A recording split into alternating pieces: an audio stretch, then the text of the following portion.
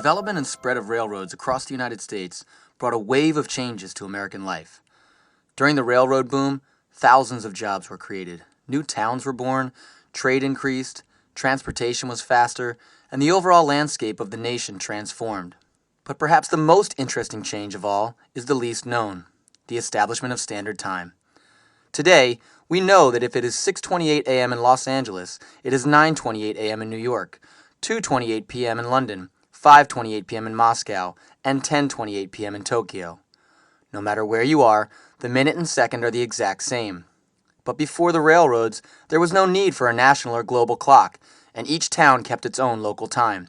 So when it was 12 noon in Chicago, it was 12:07 p.m. in Indianapolis, 11:50 a.m. in St. Louis, and 11:27 a.m. in Omaha.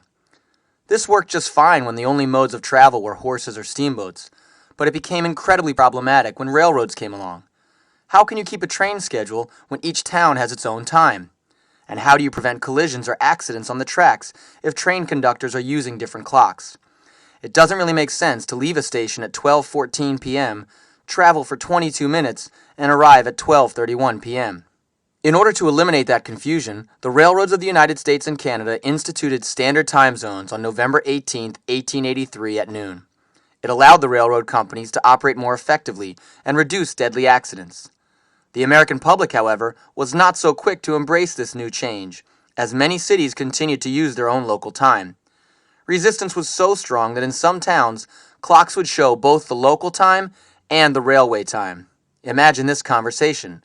"Pardon me, sir, do you have the time?" "Why, yes. Which do you need?" "It is 12:13 local time and 12:16 railway time." Ultimately, the logic of keeping a standard time prevailed, and the United States government made time zones a matter of law with the Standard Time Act on March 19, 1918. Since then, there have been numerous changes to the time zones, but the concept of standard time has remained. But the United States was actually not the first to develop standard time. The first company to implement the use of standard time was the Great Western Railway in 1840 in Britain, and by 1847, most British railways were using Greenwich Mean Time, or GMT.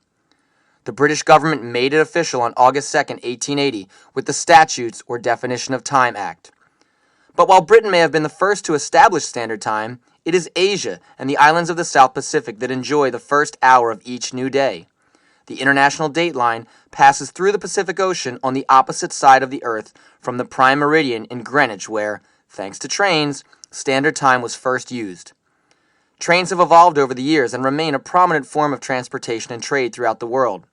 And from the New York City subways to the freight trains traveling across the Great Plains to the trolleys in San Francisco, they all know exactly what time it is.